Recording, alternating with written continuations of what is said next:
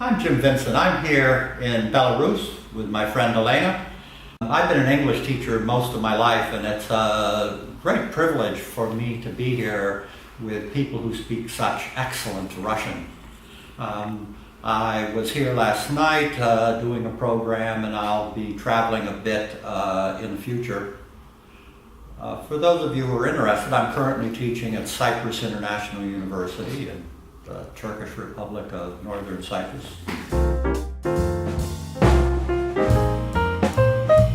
I went to Hiram College in Ohio. It's a small liberal arts institution. I loved English and I loved science, and one day I visited one of my science teachers, and he was breeding fruit flies for an experiment, and his office smelled like cow manure because fruit flies live on cow manure. And I thought, do I want to go into that profession? And then I visited my English teacher, who was married to a very rich woman, and she played the viola while we had a dinner of stuffed squab and light white wine. And I said, which do I want to be? And I chose literature.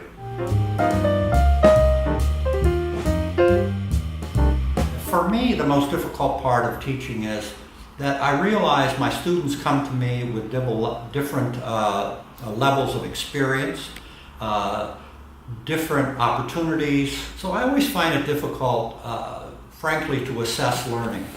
Because, I say to myself, for instance, in English teaching, if you have a student who has had the opportunity to, let's say, live in Ireland or live in the United States, that student might not study at all, yet score the highest test.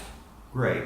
However, a student with no English who still might be struggling, that student has worked much harder and actually, in a percentage sense, achieved more. So, I've always had a hard time judging people.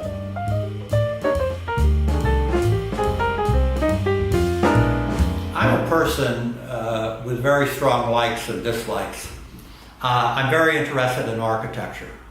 I love buildings. Although I can't sing and I can't hold a note, I love music because I think music is an insight into the soul and the culture of a place. I love literature. I love poetry. I love seeing land from the ocean. And I like looking at maps and trying to figure out where things are. I believe foreign-born young people, the millennials outside America, oftentimes have greater hope and greater respect for America than Americans themselves do. I think because we have access to education, because we have access to clean water, we tend to take it for granted. Americans tend to not know much about the rest of the world. Now, you could say that's because in America there's everything. If you don't like the snow, you go to Miami. If you want to go skiing, you go to Colorado. If you want to eat lobster, you go to Boston. If you want to see film stars, you go to LA. So in some respects, we don't have to travel. But I think Americans tend to be rather victims, if not prisoners, of the news media.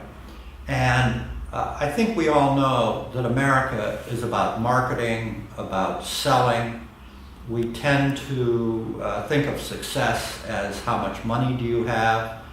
It's something that I don't admire about my country. But I do want to say, I see a growing concern among American young people, and for that matter, students around the world, realize we have only one planet. If we screw it up, there's no other planet to go to. There's no more any place to put our garbage.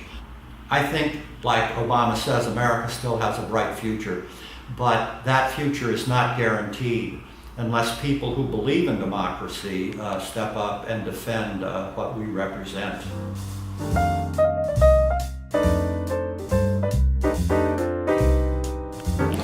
I like to say, as others do, that we're in the fourth industrial revolution. The initial revolution was steel and steam. Then we moved into electricity. In the third industrial revolution, which many people still think we are in, it's about computers.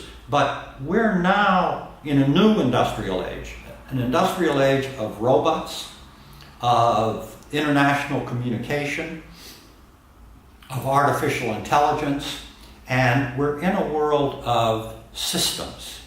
The future is bright for those young people who have good communication skills, who can collaborate with others, even others they don't agree with, who understand that cultural differences influence communication.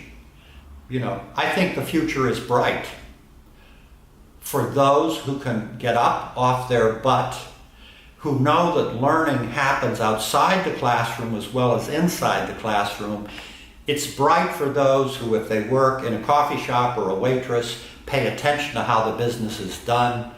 The future is bright for those people who are brave enough to step up and say, I want to learn.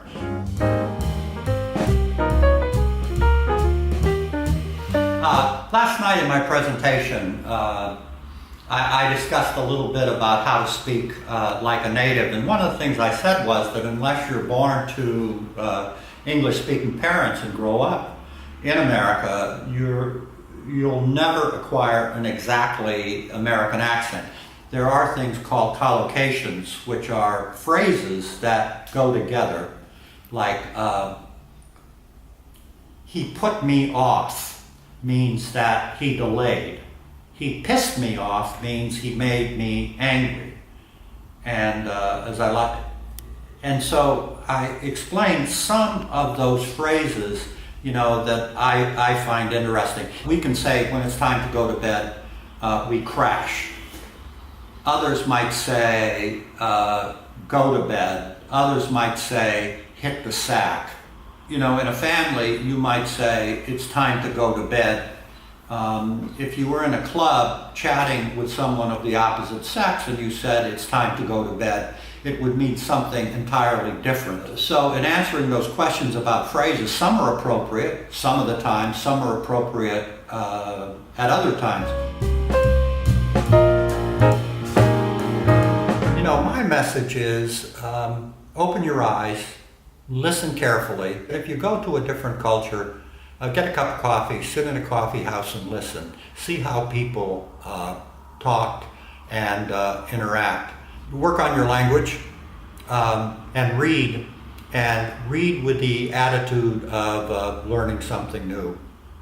Because I've said before, the future is bright for those who are able to embrace it. But we have to take responsibility for ourselves. Thank you.